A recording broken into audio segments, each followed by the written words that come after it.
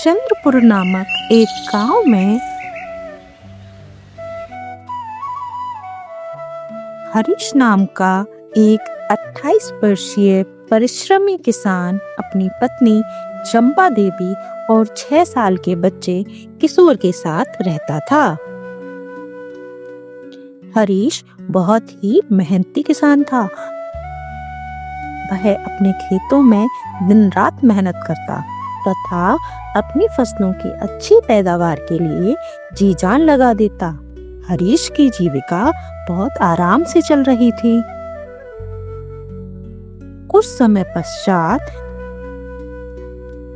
जब धान की रुपाई का वक्त आया, हरीश हल सहित अपने बैलों को लेकर खेत पहुंचा और वहां पर अपना खेत जोतने लगा। धीरे धीरे उसने अपना सारा खेत जोत लिया। अब उसे लगा थोड़ी देर उसे आराम कर लेना चाहिए। जैसे ही वह पीछे की ओर मुड़ा, उसका पैर अचानक फिसला और वह गिर पड़ा। उसका सर और मुंह दोनों खेत की पेड़ पर जा टकराया। जब वह वापस खड़ा हुआ तो उसने पाया उसके मुंह और सर पर खून निकल रहा था। अतः वह खून देखकर बेहोश हो गया। कुछ समय पश्चात जब हरीश की पत्नी चंपा देवी को इस बात का पता चला तो वह दौड़ते हुए गांव के मुखिया राघव दास के पास पहुंची और मदद की गुहार लगाई। चूंकि गांव का मुखिया एक दयालु व्यक्ति था, इसीलिए उसने कुछ ग्रामवासियों को बुलाया और उनकी मदद से चंपा देवी अपने पति को बगल के गांव के अस्पताल में भर्ती कराया।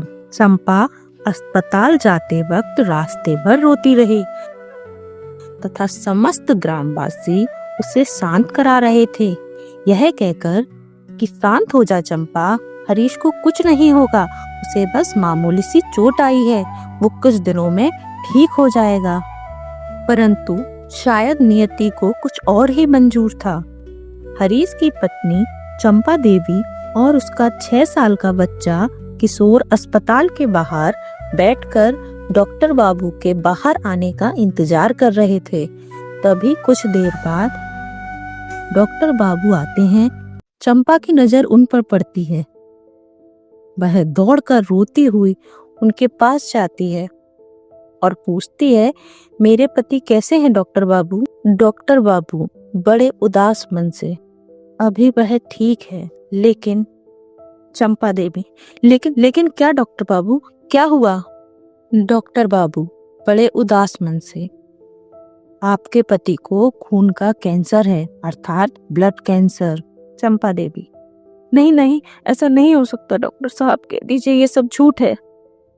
डॉक्टर बाबू बड़े उदास मन से, मुझे क्षमा कीजिए, परंतु यह सच है तथा इस बीमारी का कोई भी इलाज नहीं हो सकता। आपके पति इस बीमारी की आखिरी स्टेज पर हैं तथा कुछ ही दिनों के मेहमान हैं, इनकी अच्छे से देखभाल कीजिए। चंपा थोड़ी सी पढ़ी लिखी थी, इसलिए वह इस बीमारी के बारे में जानती थी, परंतु फिर भी उसने गांव वालों डॉक्टर बाबू के सामने रोया, गिड़गिड़ाया, अपने पति को बचाने की भीख मांगी।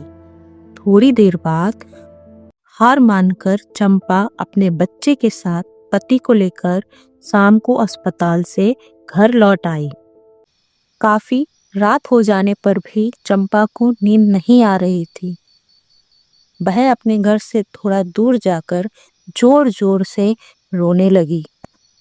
तभी अचानक से उसका पति हरीश उसके रोने की आवाज सुनता है और दौड़ता हुआ उसके पास आता है और कहने लगता है, शांत हो जाओ भाग्यवान, मैं इतने जल्दी नहीं मरने वाला हूँ। मैं तो वैसे ही रो रही हूँ जी। आप क्यों मरेंगे? मरे आपके दुश्मन। भाग्यवान, मैंने डॉक्टर बाबू की सारी बातें सुन ली हैं। तुम चिंता मत करो, मैं तुम्हें छोड़कर इतनी जल्दी नहीं जाऊंगा।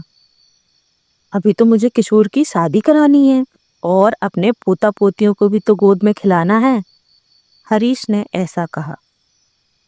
यह सब सुनकर उसकी पत्नी चंपा उसके पैर पकड़कर जोर जोर से विलाप करने लगती है।